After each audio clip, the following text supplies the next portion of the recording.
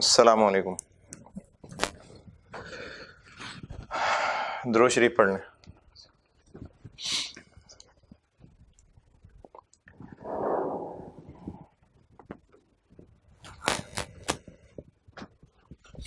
कि बैठ ही जाता हूँ यार।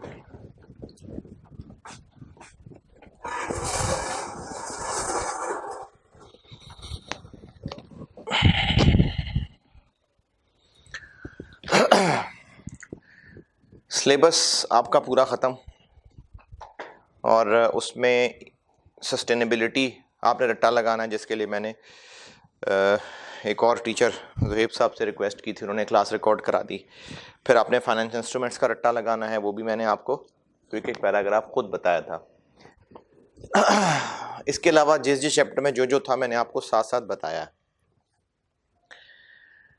अच्छा, अब कुछ गाइडेंस है जो मेरे एक्सपीरियंस और मेरी अकल और मेरी अपनी स्टूडेंट लाइफ के एक्सपीरियंस की बेस पे आप इसको मान लें। मेरा एक्सपीरियंस है तो फ़ायदा होगा, नहीं मानेंगे, आपने अपने हिसाब से कुछ और प्लान बनाया होगा, वो भी ठीक हो सकता है। मैं तो आपके साथ सिर्फ एक शेयर कर रहा हूँ कि मेरे हिसाब से क्या होना चाहिए, और मैं साथ ये भी नहीं कह रहा कि जो इस बात को मानेगा वो कामयाब हो, अल्लाह करे, और जो ना माने अल्लाह करे फेल हो जाए। मैं ऐसी कोई बात नहीं कर रहा।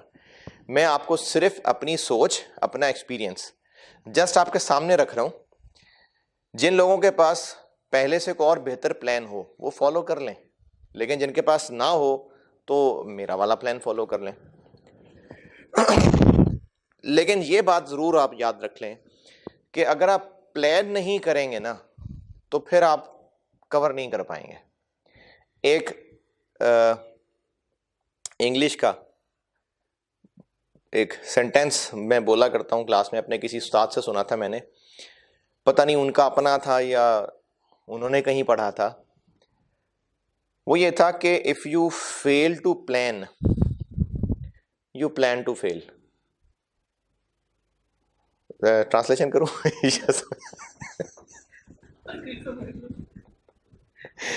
If you fail to plan you plan to fail.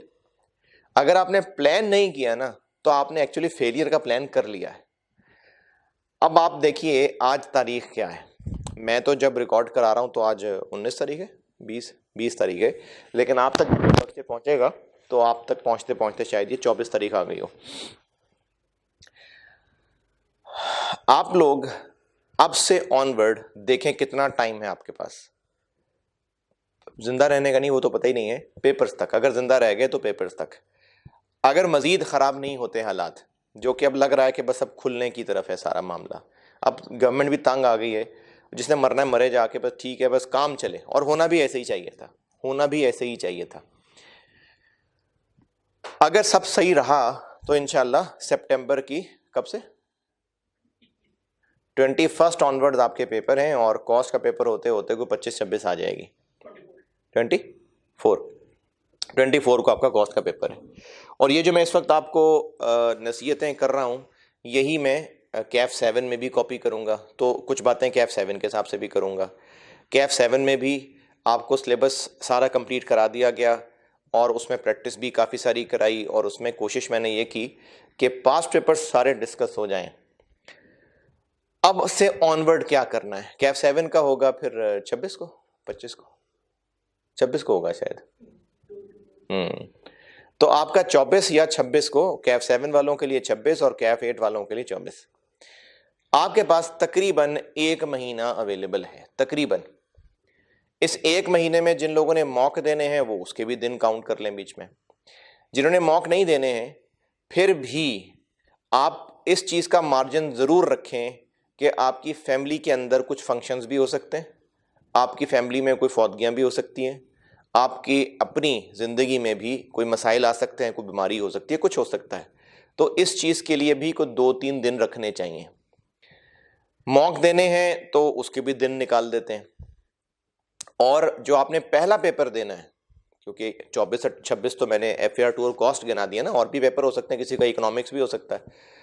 तो आपका जो पहला पेपर है उसके लिए तैयारी के लिए भी उस पहले पेपर से 2 दिन तो चाहिए, यानी आप कम से कम 2 दिन तो पहले पेपर की तैयारी करें। इन शॉर्ट आपको तकरीबन कोई 18 सितंबर तक कोर्स ख़त्म करना है और आपके पास कुल मिला के फिर कोई 22 दिन बन जाते हैं, 22-24 दिन है आपके पास। ये प्लान करके दे रहा हूं आपको, या आप प्लान कर रहे हैं। अब इन 22-24 दिनों में आप कोशिश करें कि बहुत ज़्यादा डिटेल लेवल तक प्लानिंग कर लें, क्योंकि देखें जब तक आप टारगेट स्पेसिफिक सेट नहीं करेंगे ना, BMBS में पढ़ी होगी ये बात, जब तक आप टारगेट स्पेसिफिक सेट नहीं करेंगे तब तक मोटिवेशन नहीं होगी, तब तक आपसे वो गोल अचीव नहीं होगा। जैसे अगर मैंने ये टारगेट सेट किया ना कि मैंने एक 500 पेजेस की बुक है जो मैंने 10 दिन में पढ़नी है, ये बहुत वेग टारगेट है, बल्कि मैं 10 दिन भी नहीं कहता, मैंने एक 500 पेजेस की बुक पढ़नी है। कब पढ़नी है? ओपन है, पता नहीं कब पढ़ूंगा। हाँ, इसको और स्पेसिफिक कर लिया कि मैंने 10 दिन में 500 पेजेस की बुक पढ़नी है, लेकिन स्टिल चूंकि 10 दिन है तो अगर को आधा पौना दिन एक दिन जाया हो भी गया फिर भी मुझे लगेगा कि खैर है, 9 दिन है, 500 पेजेस पढ़ लूंगा। लेकिन अगर मैं ये टारगेट रख लूं ना कि मुझे आधे घंटे में एक पेज करना है, तो अब मुझे हर आधे घंटे बाद पता चल जाएगा मेरा टारगेट पूरा होने जा रहा है कि नहीं होने जा रहा। अदरवाइज मैं 10 दिन बाद ही जाके समझता कि मेरी बुक पूरी नहीं हुई।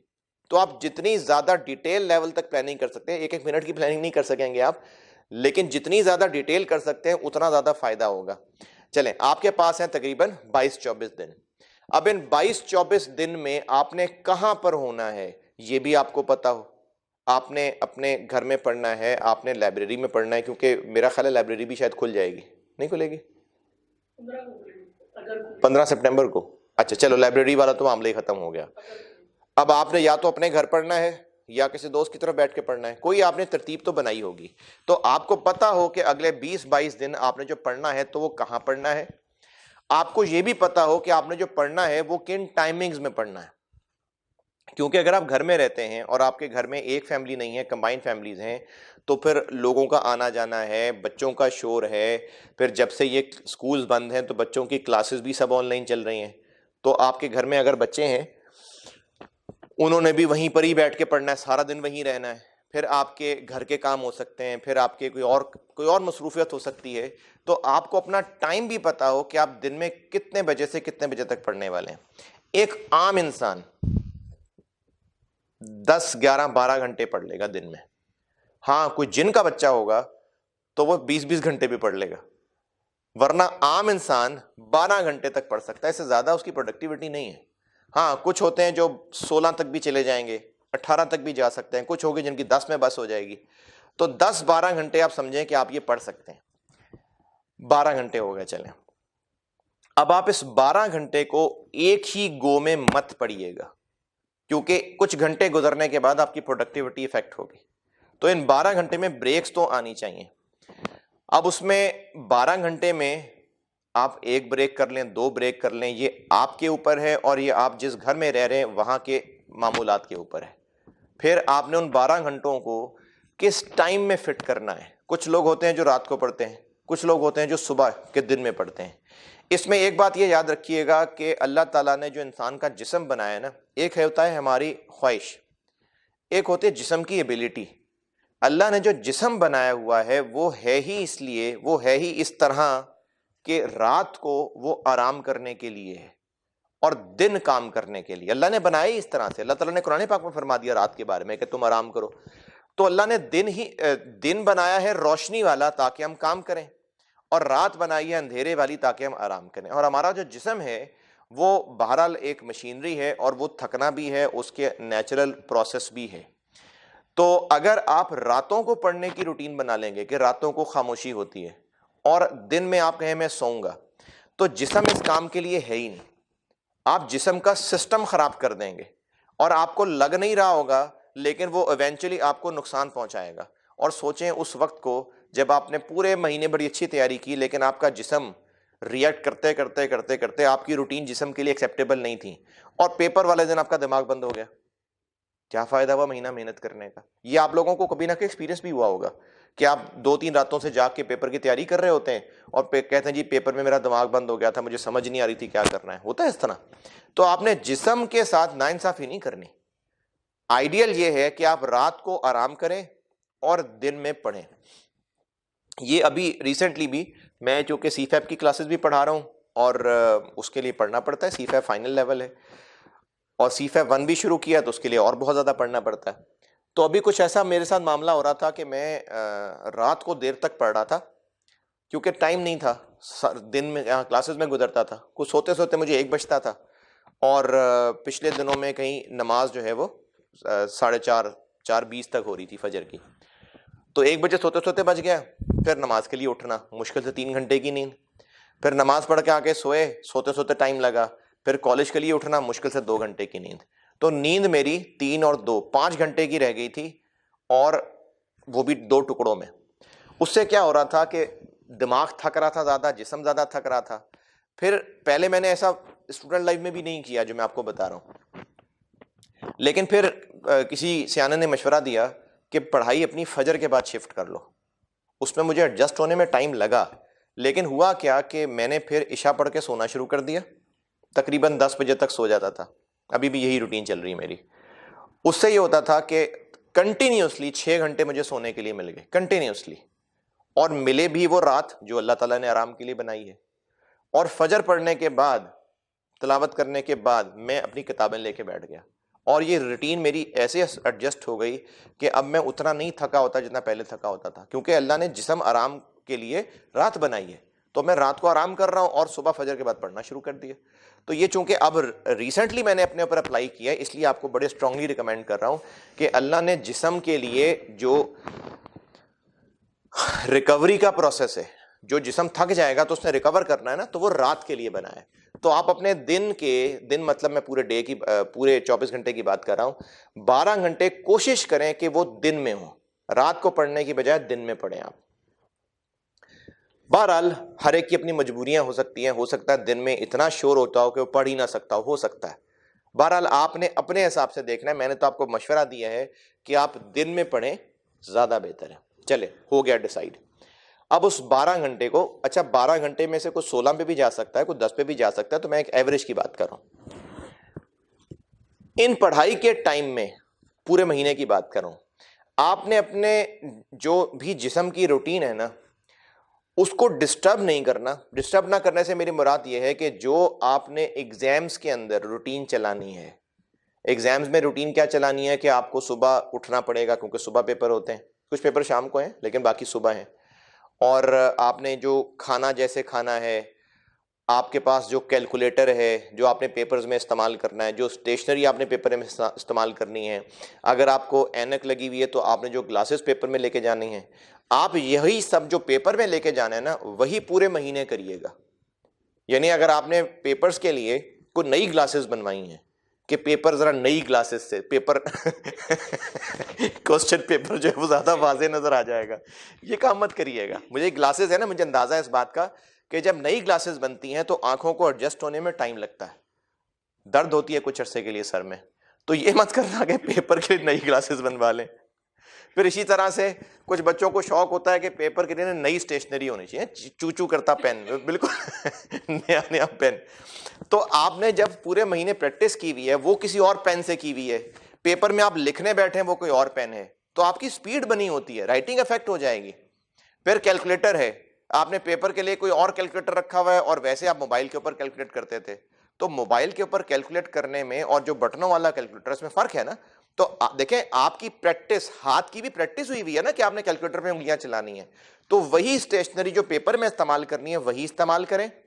जो सोने जागने की रूटीन पेपर में बनानी है वही आप इस महीने में बनाइएगा, क्योंकि अगर आप इस महीने में कुछ और करेंगे और पेपर वाले वीक में कुछ और करेंगे तो आपका जिस्म डिस्टर्ब हो जाएगा और फिर उसको नई रूटीन में एडजस्ट करने में मुश्किल होगी, तो पेपर से मुश्किल होगी जाके। तो आप कोशिश करिएगा कि जो पेपर्स वाली रूटीन है, जो पेपर्स वाली स्टेशनरी है, अगर आपने पेपर में बाल छोटे रखना है तो फिर भी बाल छोटे रखें।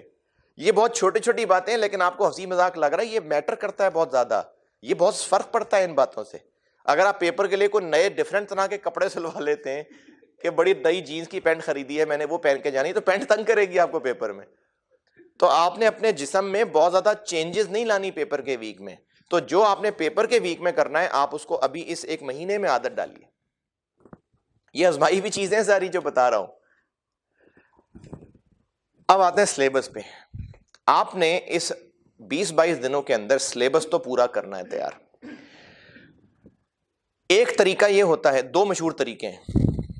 एक मशहूर तरीका ये है कि आपके अगर 3 पेपर हैं या 2 पेपर हैं तो आप अपने दिनों को उन पेपर्स में बांट लें। जैसे अगर आपके 3 पेपर हैं तो आप 7-7 दिन पर सब्जेक्ट कर लें और फिर पूरा पूरा दिन वो सब्जेक्ट करें। 2 पेपर हैं तो 14-14 दिन कर 12-12 दिन 11-11 दिन कर लें।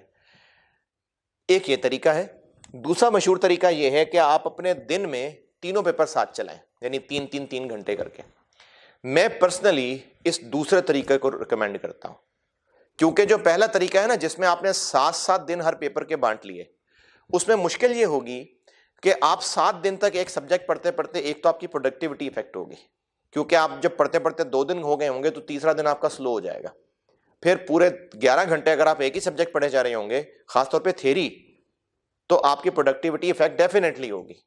और एक और मसला ये होगा कि आपने टारगेट सेट किया हुआ कि मैंने 7 दिन में सिलेबस खत्म करना है। अब जब जहन में 7 दिन है ना, तो फिर आपका अगर आधा दिन भी जाया हो रहा है तो आपको लग रहा है 6.5 दिन है, मैं कवर कर लूंगा, यही तो करना और मैंने करना क्या है, तो आपका जो टाइम जाया होने का एक्सेप्टेंस लेवल है वो बढ़ जाएगा, क्योंकि आधा दिन जाया हो गया, खैर है, मैनेज कर लूंगा, एक दिन जाया हो गया, मैनेज हो जाएगा। और इवेंचुअली 7 दिन बाद जाके आपको पता चलेगा कि आपका सिलेबस पूरा नहीं हुआ। अब जब आप दूसरा सब्जेक्ट शुरू करेंगे तो इस प्रेशर के साथ करेंगे कि पहला वाला सिलेबस पूरा नहीं हुआ, उस प्रेशर से दूसरा भी सिलेबस इवेंचुअली पूरा नहीं होगा। फिर जब आप तीसरे पेपर की तैयारी शुरू करेंगे तो आपके 2 पेपर्स की तैयारी नहीं है और टाइम गुजर गया हुआ है और प्रेशर बन जाएगा। ऐसा नहीं है कि यह फेलियर तरीका है। जितने बच्चे जिन्होंने मेरे certificate of merit gold medal लिए हुए हैं, उनमें से भी कई बच्चे ऐसे हैं जो इसी तरीके को फॉलो कर रहे होते हैं। तो फेलियर तरीका नहीं है, मैं तो बेटा आपको अपनी तरफ से मशवरा दे रहा हूं। मेरा आजमाया हुआ तरीका और जो अकल में भी फिट बैठता है वो ये दूसरा वाला तरीका है, जिसमें आपके अगर 3 पेपर रहते हैं तो आप हर दिन में तीनों पेपर पढ़ें, 3-3 घंटे रख लें, 4-4 घंटे रख लें, जैसे आपको ठीक। 2 पेपर रहते हैं 6-6 घंटे रख लें, लेकिन एक दिन में सारे सब्जेक्ट्स पढ़ें। एक तो इससे प्रोडक्टिविटी ठीक रहती है, यानी एक ही सब्जेक्ट 12 घंटे पढ़ना और एक ही सब्जेक्ट 6-6 घंटे 2 दिन में पढ़ना, ये फर्क पड़ता है। तो एक तो आई सजेस्ट कि आप तीनों पेपर या 2 पेपर जितने भी आपके रहते हैं वो आप हर रोज लेके चलें। ठीक है, अगर आप इसी स्ट्रेटजी को लेके चलते हैं तो अब इस पे आगे बात करते हैं। जो न्यूमेरिकल है, जैसे आपका कॉस्ट अकाउंटिंग है, FAR 2 है, इनके लिए तो आप रोज का बड़ा स्पैन रखें। यानी आपने अगर ये फैसला कर लिया ना कि मेरा कॉस्ट है, FAR 2 और ऑडिट है, और आप इन सब, यार AC चला दें, दोनों ही बंद है। अगर आपने ये फैसला कर लिया कि CAF 7, CAF 8 और CAF 9 तीनों हर रोज लेके चलने हैं, और आपने ये भी फैसला कर लिया कि तीनों के लिए 4-4 घंटे लगाने हैं, तो CAF 7 और CAF 8 तो बिल्कुल 4 घंटे की एक ही सिटिंग करें, लेकिन CAF 9 4 घंटे की एक सिटिंग मत करिएगा। थ्योरी नहीं इतनी देर याद की जाती, खासतौर पे खाने के टाइम के बाद थ्योरी नहीं करनी। न्यूमेरिकल फिर हो जाता है जब खाना खाया होता है ना, जब इंसान खाना खाता है तो नेचुरली नींद आती है, तभी कैलूला का एक कॉन्सेप्ट है। तो खाना खा के थ्योरी मत करिएगा। थ्योरी 4 घंटे है, आप 2-2 घंटे में तोड़ लें उसको, आप उसको 2-2 घंटे में तोड़ लें, 1-1 घंटे में 4 टुकड़े कर लें, लेकिन थ्योरी तोड़ लें। एक गो में थ्योरी नहीं होगी याद आपसे। तो रोज पढ़ें, न्यूमेरिकल एक सिटिंग के अंदर 4 घंटे लगाएं, 5 घंटे लगाएं, लेकिन जो थ्योरी है वो एक सिटिंग के अंदर 4 घंटे मत लगाएं, उसको घंटा घंटा या 2-2 घंटे करके तोड़ लें। और डिटेल में चलते हैं। सिलेबस में जितने चैप्टर्स हैं उन चैप्टर्स पे एक शुरू में इनिशियल एस्टीमेट लगाएं। CAF 8 की बात करता हूं पहले, कि आपके 15-16 चैप्टर हैं, आप उनमें से एक रफ आइडिया लगाएं कि time long term decision making के लिए आप लेक्चर रिवाइज करेंगे, इसके लिए 2 घंटे बहुत हैं, और आप 7-8 सवाल करेंगे, सारे करेंगे आप सवाल, तो आधा घंटा भी लगे तो 4 घंटे बहुत हैं। तो अंदाजन आपने घंटे बांट लिए। इसी तरह से short term decision making, EOQ, ये सारे आपने अंदाजा लगाएंगे, लेकिन वो अंदाजा रियलिस्टिक लगाना है। रियलिस्टिक ये नहीं करना कि मैं आधे घंटे में सारी शॉर्ट टर्म डिसीजन मेकिंग कर लूंगा, या आप अंदाजा नहीं लगा रहे। तो आप कोशिश करके एक एस्टीमेट लगाएं कि आपको किस टॉपिक के लिए कितने दिन चाहिए, और नंबर ऑफ क्वेश्चंस भी। जैसे कुछ टॉपिक होते हैं उन पे कुछ स्टूडेंट की बड़ी ग्रिप होती है, जैसे प्रोसेस कॉस्टिंग है अगर, और वो कुछ बच्चों को लगता है तो बड़ा आसान है, और मुझे अभी तक याद है जो 2 महीने पहले पढ़ा था। तो आप इसके 4 सवाल कर लें, बहुत है। EOQ है, आप कहें कि नहीं मुझे बहुत अच्छा आता है, चलो 2 सवाल कर लें, ना करें ज्यादा। वैसे तो आप कोशिश करें कि जितने सवाल क्लास में किए हैं, होमवर्क, क्लास वर्क, वो आप सारे दोबारा करें, बजाय इसके कि आप नए क्वेश्चंस करें, किए हुए क्वेश्चंस दोबारा करें। क्योंकि किए हुए क्वेश्चन जब आप दोबारा करते हैं ना, जब आप उस सवाल को दोबारा देखते हैं, तो पहले जो चीजें समझ नहीं आई होती वो अब समझ आ जाती हैं। तो इसलिए किए हुए क्वेश्चंस प्रेफरेंस है वो दोबारा करने चाहिए। तो आपने अंदाजा लगा लिया कि किस टॉपिक के लिए आपको कितना टाइम चाहिए। इसी तरह कैफ 7 की बात कर लेते हैं।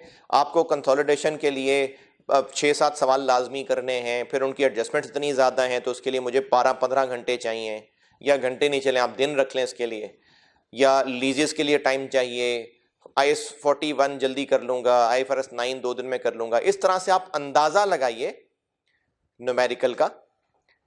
जो थ्योरेटिकल सब्जेक्ट है, जैसे आपका ऑडिट है, इसके लिए किसी अंदाजे की जरूरत नहीं है। इसका सिंपल सा असूल है, आपने रट्टा लगाना है। इसमें तो कोई शक है ही नहीं ना।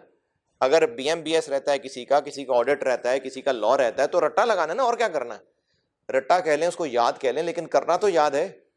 अब उसमें आपने जो भी याद करना है, इंग्लिश ही का पेज है और पूरा पेज है, तो चाहे वो ऑडिट हो चाहे लॉ हो, तकरीबन एक ही जितना टाइम लगेगा। आप उसके, ये भी आजमाई हुई बात है जो बता रहा हूं, आप थ्योरी के लिए पेजेस बांटें।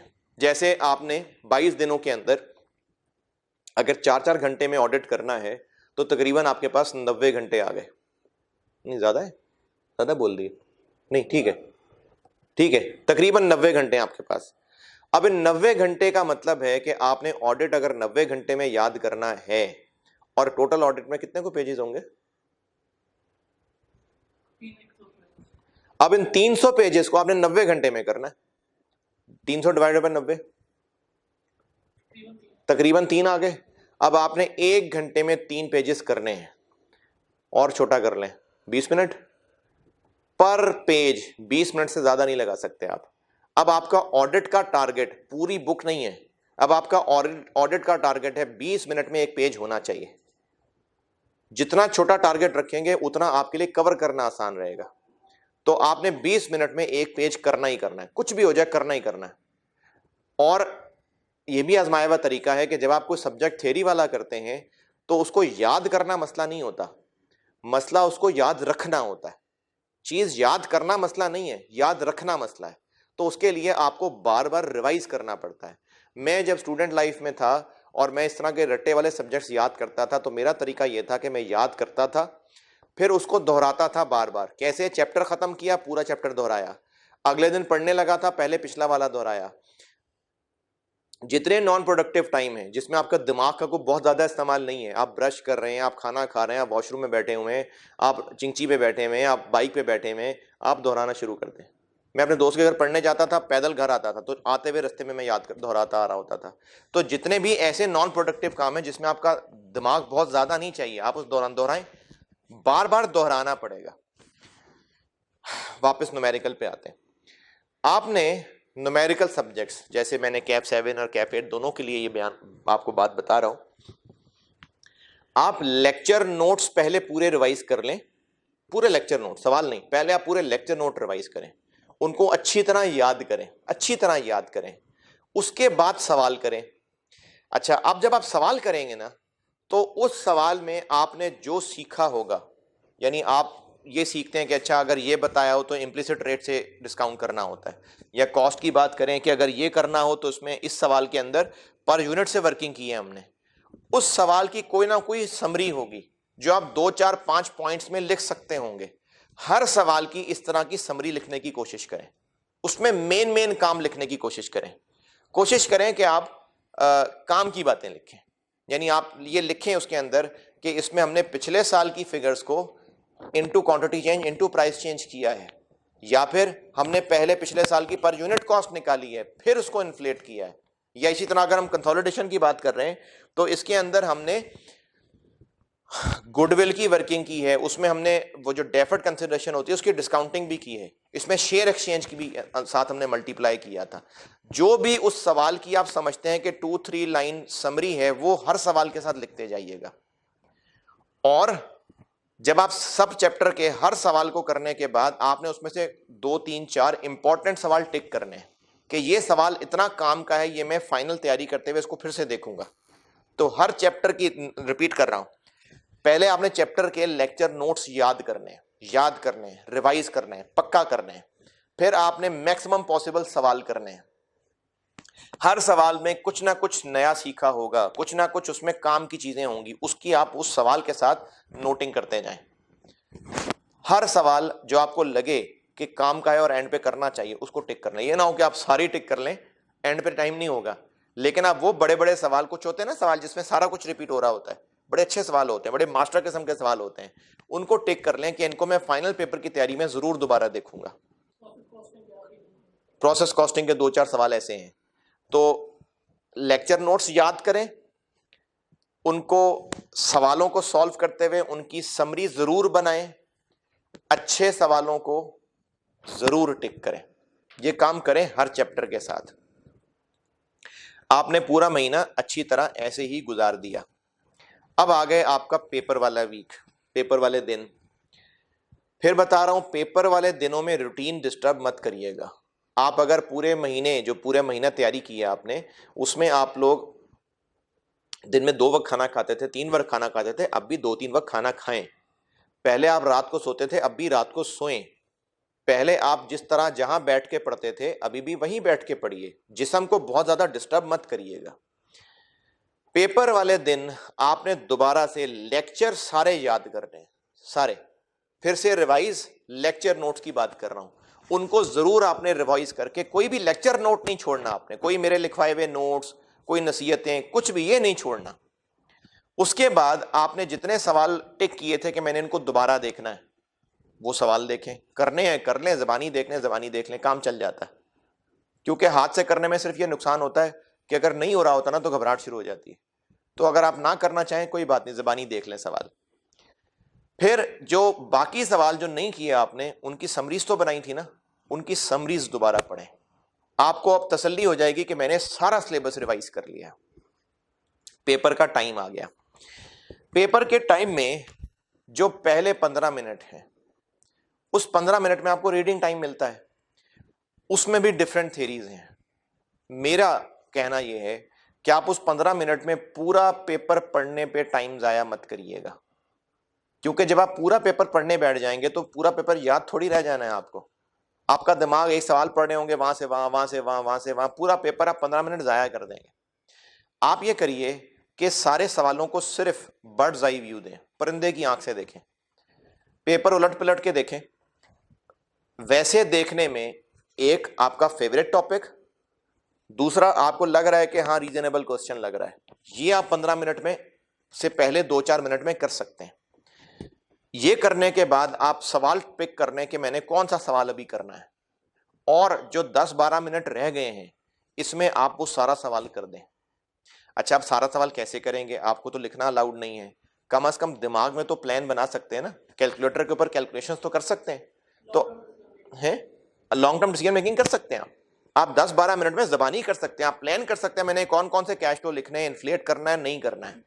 आप उस 10 12 मिनट के अंदर एक सवाल जो आपने पिक किया है उसकी पूरी इंजीनियरिंग कर डालें, और जैसे ही आपकी सीटी बजे के चलो भाई शुरू हो जाओ पेपर, आप उस सवाल की इंजीनियरिंग तो कर ही चुके हैं, वो सारा पेपर पे लिख दें। अब आपने आते साथ ही ऐसे ही किया जैसे बैट्समैन आते साथ ही अटैक बॉलर की पहली बॉल पे छक्का लगा दे, अटैकिंग बॉलर का सत्यानाश हो जाएगा कॉन्फिडेंस का। या फिर आप पहली बॉल पे उनके स्टार बैट्समैन को बोल्ड कर दें, और बोल्ड, कैच आउट भी नहीं, बोल्ड, उनका कॉन्फिडेंस गया, आपका कॉन्फिडेंस बढ़ जाएगा। तो आपने पेपर शुरू होते साथ ही पहले ही 6 7 मिनट के अंदर एक 10 12 नंबर का सवाल कर दिया है, इससे आपका कॉन्फिडेंस बहुत बढ़ जाएगा। तो आप पेपर के 15 मिनट को पेपर उल्टे पलटें और एक सवाल पिक करके उसको जबानी कर दें, सॉल्व कर दिया, सॉल्व। अब उसके बाद आप पेपर के जो 3 घंटे हैं उनमें पहले घंटे के अंदर, चूंकि थोड़े से अभी घबराहट होती है पेपर की, कोशिश करें कि आसान टॉपिक्स को हाथ डालें, कोशिश करें कि जो सवाल छोटे छोटे जल्दी हो सकते हैं वो कर लें, इससे ना आपका कॉन्फिडेंस बढ़ता जाएगा। पेपर के दरमियानी जो घंटा है उसमें आपने बड़े सवालों को हाथ डालना है। जैसे कैफ 7 की अगर बात करूं तो कंसोलिडेशन को हाथ डालें, वो जो सेक्शन बी है कंसोलिडेशन को हाथ डाल लें, I-37 को हाथ डाल लें, इस तरह के जो बड़े सवाल हैं, बल्कि नहीं I-37 नहीं, दूसरे घंटे में आपने ये कंसोलिडेशन वगैरह को हाथ डाल लिया। तीसरे घंटे में आप कोशिश ये करें कि वो सवाल जो जल्दी जल्दी भी हो सकते थे, यानी मीडियोकर सवाल, section A 6-7 number 8 number, Kaif 7 की बात कर रहा हूं, या कैफ 8 की बात कर लें तो ओवरहेड का सवाल अगर आ जाता है, तो ये छोटे सवाल हैं जो जल्दी जल्दी भी हो सकते हैं। अगर आप जल्दी जल्दी भी हबड़ दबड़ में भी सवाल पढ़ेंगे तो कुछ ना कुछ जरूर कर लेंगे, इनको आप आखिरी घंटे में रखें। ये तो टाइम मैनेज हो गया। इसके अलावा आप पेपर में टाइम का ख्याल ऐसे रखेंगे कि आप, ये तो सब बच्चों को ही पता है कि एक नंबर के लिए तकरीबन 1.8 मिनट होता है, लेकिन आप उसको 1.5 कर लें। हर सवाल को शुरू करते हुए आपके जहन में एक टारगेट होना चाहिए कि ये सवाल मैंने 20 मिनट में पूरा करना है। अब जरूरी नहीं कि आप 20 मिनट बाद जाके देखें पूरा हुआ कि नहीं हुआ, आप रफली आधा टाइम गुजरने के बाद, यानी 10 मिनट गुजरने के बाद असेस करें कि आप सवाल में कहीं पहुंचे हैं या नहीं पहुंचे। हो सकता है अभी भी इधर उधर की मार रहे हो, अब आपको नहीं लग रहा कि आपसे सवाल पूरा होगा। इसी तरह से आपको लग रहा है हाँ सवाल मैनेज हो जाएगा, चलो ठीक है चलते हैं, 20 मिनट हो गए और आपसे सवाल नहीं हुआ अभी तक। अगर आपको लगता है कि 2-4-5 मिनट और लगा के बस सवाल फिनिशिंग टच दे रहा हूं, कर लें पूरा, क्योंकि सवाल पूरा करने से ना कॉन्फिडेंस मिलेगा आपको कि मैंने एक सवाल अच्छा सुथरा कर लिया है। वरना टूटा फूटा करके आगे चले जाएंगे ना तो फिर घबराहट रहेगी दिल में कि मैं पूरा नहीं कर सका, उसको दिमाग चलता रहेगा। लेकिन अगर आप उसको कंप्लीट कर लेंगे तो कॉन्फिडेंस होगा। लेकिन ये नहीं करना कि आप एक 10 नंबर के सवाल को परफेक्टली हल करने के पीछे 1.5 घंटा लगा दें। आपको उस 10 नंबर के सवाल को इंतहाई खूबसूरती से सॉल्व करने पे 50 नंबर नहीं दे देंगे, 10 से ज्यादा नहीं मिलेंगे। तो आप अंदाजन जो टाइम रखा था उस टाइम के पूरा होने पे ये जरूर असेस करिए कि ये सवाल आप बस थोड़ा टाइम और लगा के अच्छा कर सकते हैं या अभी भी कुछ समझ नहीं आ रहा। अगर अभी भी कुछ समझ नहीं आ रहा तो जबरदस्ती उस पर टाइम मत लगाएं, पेज छोड़ें, अगले सवाल पे चले जाएं। अल्लाह ने दिमाग इस काबिल बनाया है कि आप अगले सवाल पे जाएंगे ना तो आपका दिमाग अगले सवाल को प्रोसेस कर रहा होगा, साथ पिछले को भी कर रहा होगा। और बाजों का ऐसा होता है कि क्वेश्चन नंबर 7 में कोई ऐसा हिंट मिल जाता है, अरे क्वेश्चन नंबर 3 में तो ये करना था, कोई ऐसी लाइन मिल जाती है, फिर आप वापस जाके क्वेश्चन 3 कर सकते हैं पूरा। तो पेज ही नहीं छोड़ा होगा तो कहां से करेंगे। तो अगर टाइम खत्म हो गया है और आप एक सवाल की कहीं सिर पैर नहीं पकड़ पाए थे तो आप उसका पेज 2 पेज छोड़ दें, आगे जाके आइडिया मिल जाएगा। मिल गया तो वापस आके उसको कर लेना। अच्छा, जब आपको आइडिया आया, आप किसी और सवाल के मिड में थे, उस सवाल को पूरा कर लेना, ये ना हो कि उसको भी छोड़ के इस पे वापस आ जाए, वो भी खराब हो जाएगा। तो आप बाद में वापस पीछे छोड़े हुए सवाल पे आ सकते हैं। ये बात मैंने पहले भी की थी, बड़ी इंपॉर्टेंट बात है, फिर कर रहा हूं कि अगर आपको कोई सवाल मुश्किल लग रहा है तो वो सवाल मुश्किल नहीं होता, उसमें कुछ एडजस्टमेंट्स मुश्किल होती हैं, कुछ पॉइंट्स मुश्किल होते हैं। जैसे आपसे कैफ 7 की बात करूं तो आपको गुडविल की वर्किंग के अंदर इन्वेस्टमेंट नहीं समझ आ रही कि कैसे निकालनी है, या लीजेस की बात करूं तो आपको इनिशियल मेजरमेंट नहीं समझ आ रही कि क्या करना है, NIL कितने पे रिकॉर्ड करना है, यानी आप शुरू में फंस गए हैं। अब आपको नहीं समझ आ रहा कि आप कह रहे हैं जी इससे आगे बढ़ूंगा तो सवाल होगा ना, तो आपको जो पॉइंट समझ नहीं आ रहा और टाइम गुजरे चले जा रहा है, उस सवाल को मत छोड़ें। ये ना हो कि सवाल आप छोड़ दें, मुझसे नहीं होना। मायूस नहीं होना, मायूस नहीं होना। जिस पॉइंट पे फंसे हैं उसको कुछ भी अज्यूम कर लें। आपसे गुडविल की वर्किंग फंस गई है, आप 5000 गुडविल लिख दें और बस अब आगे चलें। आपको लीज की इनिशियल अमाउंट समझ नहीं आ रही, कुछ भी कर दें, जो समझ आ रहा है कर दें, अब उसको लेके आगे बढ़ें। जब आपने कोई गलत फिगर लेके आगे सॉल्व किया होगा तो जो आगे सॉल्व किया होगा अगर वो सही किया होगा तो उसके नंबर आपको मिलेंगे। कैफ 8 की मिसाल ले लें, अगर लॉन्ग टर्म डिसीजन मेकिंग का सवाल कर रहे हैं और आपको बीच में कुछ कैश फ्लो समझ नहीं आ रहे तो फिक्स कॉस्ट तो निकाल सकते हैं ना। सेल्स नहीं समझ आ रही, छोड़ दें सेल्स, फिक्स कॉस्ट निकालें, कैश फ्लोज डेप्रिसिएशन निकालें, टैक्स निकालें। अब आपने टैक्स गलत निकाला है क्योंकि सेल्स नहीं है, लेकिन टैक्स वाले नंबर मिलेंगे आपको। एनपीवी निकालें, एनपीवी के मिलेंगे नंबर, IRR का प्रोसेस करने का तो मिलेंगे नंबर। तो आपको अगर किसी पॉइंट में मुश्किल आ रही है तो आप उस पॉइंट को छोड़ें, कुछ भी अज्यूम करें और सवाल आगे पूरा बढ़ाएं। क्योंकि कुछ पॉइंट पे फंस के जब अगला काम छोड़ देते हैं तो उसके इजी मार्क्स होते हैं जो लूज कर गए होते हैं।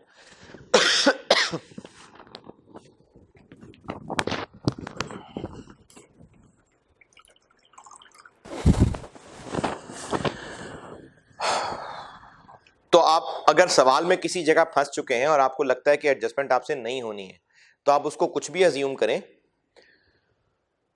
और आगे बढ़े सवाल में। इसी तरह मुश्किल सवालों के हिसाब से और टिप्स देख लें। बजटिंग का सवाल आ गया और आपको वो सवाल समझ नहीं आ रहा क्या करना है। आप बजटिंग के सारे सवाल रिकॉल करें, आपकी मेमोरी में होंगे। अगर आपको समझ नहीं आ रहा ना कि इस सवाल में क्या करना है, तो आप ना अपने दिमाग में पूरी रील चलानी शुरू कर दें कि आपने कौन कौन से बजटिंग में सवाल पढ़े हुए, उन सवालों को याद करना शुरू कर दें। ऑटम 16 में ये था, स्प्रिंग 16 में ये था, स्प्रिंग 18 में ये था, नाम याद है, नाम याद आ रहे होंगे आपको। करते करते आपकी जब रील चल रही होगी तो हो सकता है आपके पहले किए हुए सवालों में वैसा कोई पॉइंट आया हो जो इस सवाल में हो और क्लिक कर जाए, क्योंकि उस सवाल को देख के शायद क्लिक नहीं कर रहा था, लेकिन आपने जब रील चलानी शुरू की तो फिर क्लिक कर गया। तो आप जिस चैप्टर के सवाल पे पढ़े हो, फंसे हो, आप उस चैप्टर पूरे को रिकॉल करना शुरू कर देना, उसके जितने सवाल किए थे मेमोरी चलाना शुरू कर देना, कहीं ना कोई हिंट मिल जाएगा। और टिप, जब सवाल देखते हैं और कुछ बच्चों को सवाल समझ नहीं आता कि किस चैप्टर का है, तो अगर आपको यह समझ नहीं आ रहा ना किस चैप्टर का है, तो आप ये सोच लें पहले कि किस चैप्टर का नहीं है। उससे आपकी जो जो जो सर्च करने की कोशिश है वो रिड्यूस हो जाएगी। जैसे एक प्रोग्राम आता था कौन बनेगा करोड़पति, उसमें 4 ऑप्शंस होती थी और उसमें एक हेल्पलाइन होती थी, हेल्पलाइन नहीं, उसमें एक फेवर जो होती थी लाइफलाइन के 50-50, 4 में से 2 ऑप्शंस उड़ा दी। अब वो जो 4 ऑप्शंस में ढूंढ रहा था अब वो 2 ऑप्शंस में ढूंढेगा, आसानी हो जाएगी। तो आपने अगर सवाल को देख के ये पहचानना है कि कौन से चैप्टर का सवाल है और आपको याद नहीं आ रहा, तो आप कम से कम अपने चैप्टर की जो सर्च है वो तो छोटी करें ना। आप इसको देखें किस चैप्टर का नहीं है, जिस जिस टॉपिक का नहीं है उसको राइट ऑफ करते जाएं, फिर आपके पास रह जाएंगे अच्छा या तो इसका है या इसका है। अगेन उनकी मेमोरी रिकॉल करना शुरू कर दें कि इस चैप्टर में किस किस तरह के सवाल होते थे, उस चैप्टर में किस किस तरह के सवाल होते थे, तो आपको कोई ना कोई हिंट वहां भी मिल जाएगा। और टिप, कुछ सवाल आते हैं जो मिक्स हो जाते हैं। जैसे कैफ 8 की अगर बात करूं तो प्रोसेस कॉस्टिंग और वेरिएंस मिक्स हो गया, प्रोसेस कॉस्टिंग मार्जिनल एब्जॉर्प्शन का सवाल मिक्स हो गया। अगर कैफ 7 की बात करूं तो अच्छा खासा वो लीजेस पढ़ाते पढ़ाते बीच में I16 मिक्स कर गया, या कंसोलिडेशन कर रहे, कंसोलिडेशन में तो खैर उम्मीद कम है, लेकिन फाइनल अकाउंट का सवाल था या IS12 का नोट बना रहे थे और बीच में उसने बड़ा कॉम्प्लिकेटेड किस्म की वो डिसमेंटलिंग की कैलकुलेशन पूछ ली, वो इफ्रिक 1 जो होता था। तो अगर आपको मुख्तलिफ टॉपिक्स मिक्स कर दिए गए हैं सवाल में, कैफ 7 में इतना बड़ा इशू नहीं होता क्योंकि IS12 में तो उसने बाकी IS डालनी है, IS8 में उसने बाकी IS ही डालने, और IS8 क्या है। कैफ 8 में मसला होता है कि उसमें जब प्रोसेस कॉस्टिंग मिक्स हो जाए बजटिंग के साथ तो बच्चे परेशान हो जाते हैं, मार्जिनल एब्जॉर्प्शन के साथ वेरिएंस मिक्स हो जाए तो मुश्किल आ जाती है।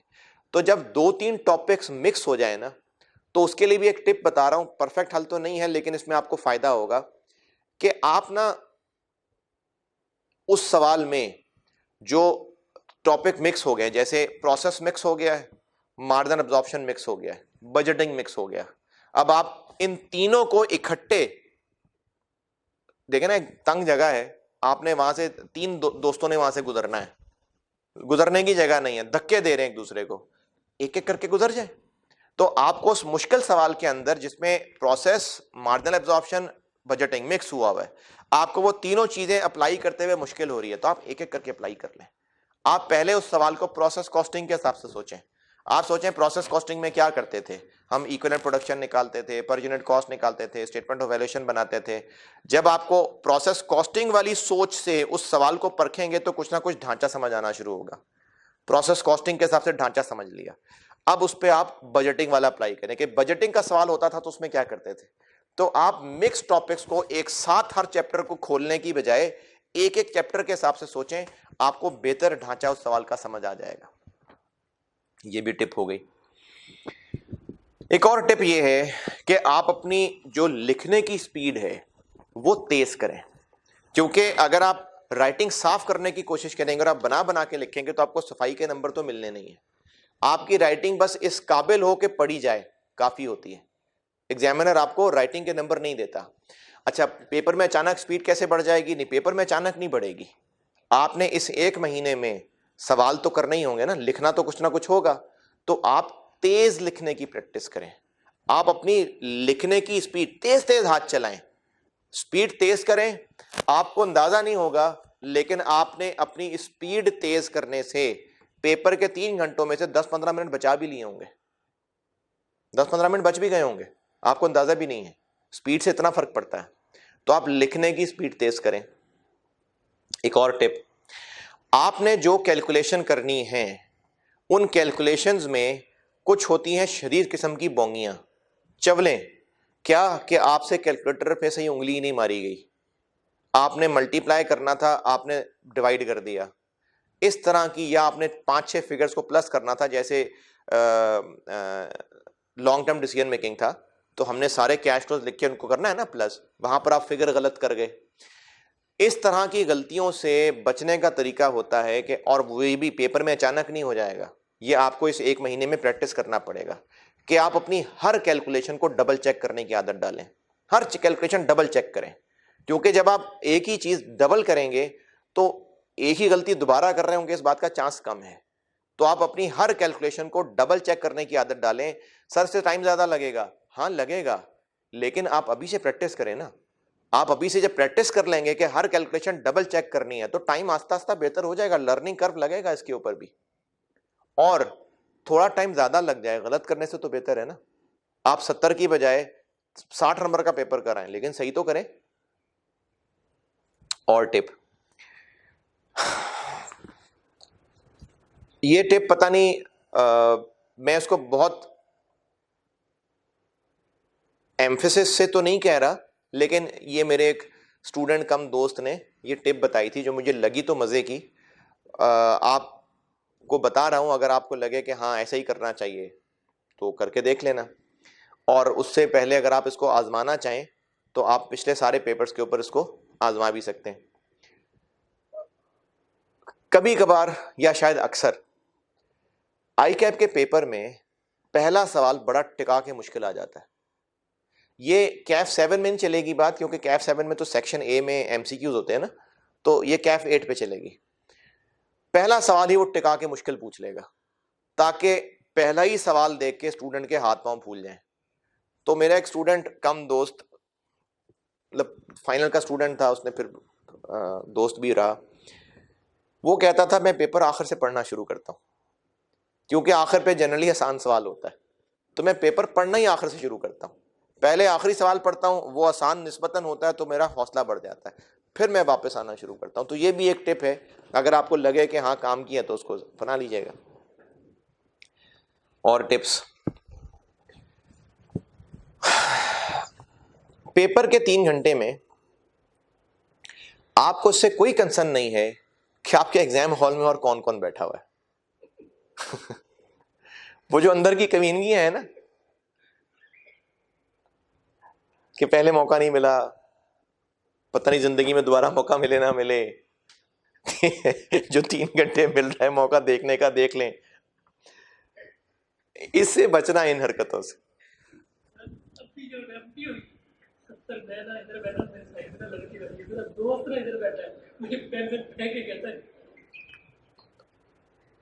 तो आप एग्जाम हॉल के अंदर इधर उधर लोगों पे नजरें मत डालें, उनके पेपर उनके हैं, आपका पेपर आपका है। तो एग्जाम हॉल में अपनी नजरें नीची रखें। और ये इस एंगल से भी है, जरूरी नहीं कि मैं उसी एंगल से बात कर रहा हूं, ये इस एंगल से भी है कि स्टूडेंट देखता है अच्छा बाकियों का क्या हाल है।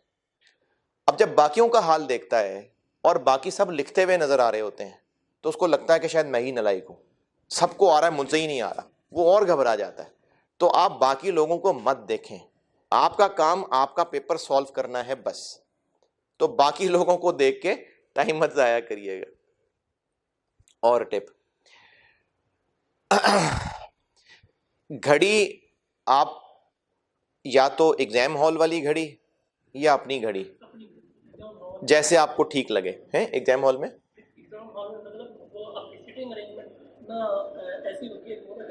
अच्छा, जैसे आपको आसानी हो वैसे घड़ी आगे ही होती है हमेशा। मैंने तो जब भी यहाँ एग्जाम दिए हैं, होनी चाहिए घड़ी, सेपरेट होनी चाहिए और आगे होती है। अच्छा,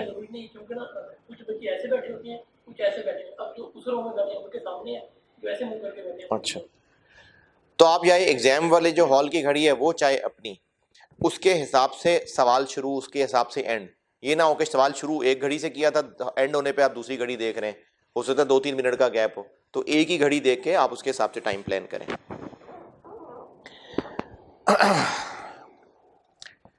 एग्जाम के 3 घंटे आपको बीच में ये ख्याल आएंगे कि बस मेरे से नहीं होगा, मेरे से पास नहीं होना, आपको थकन होनी शुरू हो जाएगी, आप हिम्मत हारना शुरू हो जाएंगे। मैं CFA लेवल 2 के या पता नहीं 1 के, उसमें ना 8 घंटे के एग्जाम्स होते हैं, 3 घंटे का एग्जाम, फिर 2 घंटे ब्रेक, फिर 3 घंटे का एग्जाम। वो जो अगले 3 घंटे होते हैं ना, वो पता नहीं जान के करते हैं, वो ज्यादा मुश्किल होते हैं। जो अगले 3 घंटे होते हैं ज्यादा मुश्किल होते हैं, और बस हो चुकी होती है दिमाग की कि बस नहीं हो रहा मुझसे, नहीं लगाने 6 महीने और, फिर से किताबें नहीं खोलनी, फिर से फीसें नहीं देनी।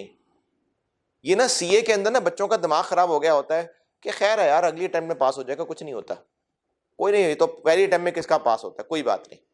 अब इससे ना दिमाग में अपने टारगेट रख लेते हैं कि फेल हो गए, कुछ नहीं होता यार, कुछ नहीं होता। नहीं भाई, नहीं पढ़ना दोबारा, बस अभी करके उठना है, अभी करके ही उठना है, बस बहुत हो गया, नहीं दोबारा पढ़ा जाएगा। तो जब आप थक जाएं, अपने आप को बार बार हौसला दिलाते हैं, नहीं नहीं नहीं, मैंने अभी पास करके उठना है, नहीं मैंने नहीं अगली दफा दोबारा आना, अभी करके उठना है, तो अपने आप को बार बार आपको झंझोड़ना पड़ेगा। एक और टिप, और ये मेरी टिप अपनी आजमाई हुई है जो बता रहा हूं, हो सकता है आप इसको अप्लाई कर सकें या ना कर सकें, अगर कर सकें तो करिएगा। मैं हर सवाल करने के बाद बड़ी जल्दी से उसकी नंबरिंग करता था। एक सवाल कर लिया, 17 नंबर का सवाल था, मैंने उसकी जल्दी से मार्किंग की और थोड़ी सी सख्त साइड पे रहते हुए मार्किंग की, और मैंने कहा कि इसमें से 11 नंबर तो मेरे आ जाएंगे। अब मैंने 50 नंबर लेके उठना है ना, 11 आ गए हैं, 39 रह गए हैं बाकी। अब 39 के लिए कोशिश शुरू है। फिर एक और सवाल किया, 8 नंबर तो उसमें से पक्के हैं, चलो 19 हो गए, बस अब 31 रह गए। इससे मुझे ना बहुत कॉन्फिडेंस मिलता था। इससे कॉन्फिडेंस ये मिलता था, इसके लिए मैं एक जुमला बोला करता हूं कि 50 मार्क्स पासिंग मार्क्स है ना, तो आपने पेपर में 0 से 50 पे जाना है, 100 से 50 पे नहीं आना। क्या मतलब है इस बात का? पेपर पढ़ना शुरू किया, 12 नंबर का सवाल नहीं आता, गए 12 12 तो गए। अगला सवाल किया, 10 इसमें से भी गए। फिर अगला सवाल किया, ये तो पूरा ही गया, 20 इसमें से भी गए। अब आप क्या है, आप ये जो गए गए हैं ना, आप 100 से 50 की तरफ आ रहे हैं, और बस आप 50 से भी नीचे गिर जाएंगे, फेल हो जाएंगे। 0 से 50 क्या है जो मैं पहले बता रहा था कि 11 नंबर आ गए, 19 हो गए, 22 हो गए, बस 24 रह गए, बस 10 रह गए, बस 5 रह गए। ये आपने 0 से 50 की तरफ आना है, इससे बड़ा कॉन्फिडेंस मिलता है। और टिप, आपको पेपर में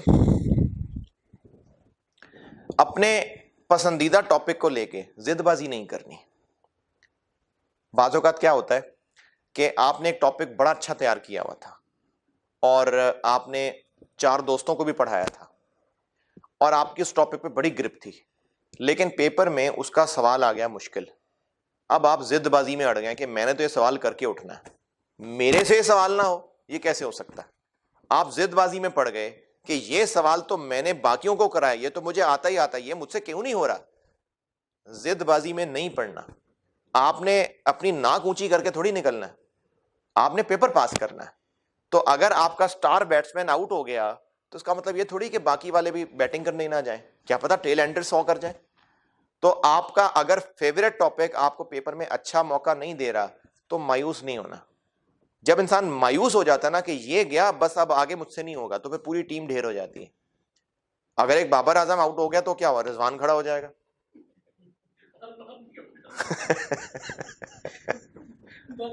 नहीं यार, हो जाता अभी भी तो हुआ है ना।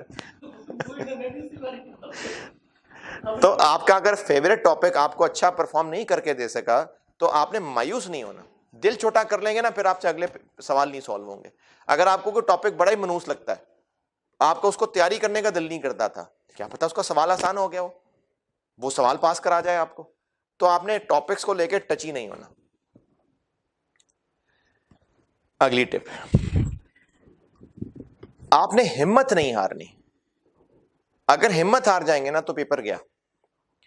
आपने आखिरी सेकंड तक, जब तक आपको यह नहीं कहा जाता स्टॉप राइटिंग, आपने हारना नहीं है।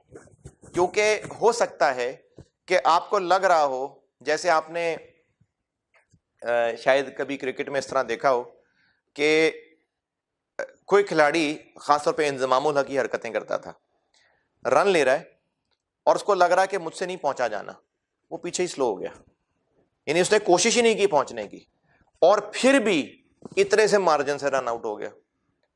उसके मुकाबले पे ऐसे खिलाड़ी जो पक्का है कि गया, लेकिन वो पूरी डाइव मार के स्ट्रेच करके पूरा या उंगलियों से पकड़ के बैट पहुंचाने की कोशिश करते हैं। क्या पता विकेट कीपर के हाथ से बॉल छूट जाए, क्या पता बेली ना गिरे। और ऐसे मौके पे देखे हैं कि वो बिल्कुल लाइन पे पहुंच गए थे और वो रन आउट नहीं हुए। तो आपने हारना नहीं है। हो सकता है कि आपकी आखिरी कोशिश आपको 50 पे ले आए, हो सकता है आपको लग रहा था कि आपके 3 सवाल तो गए और आपने नहीं बचना, लेकिन क्या पता है एक एमसीक्यू आपको 49 से 50 पे ले जाए।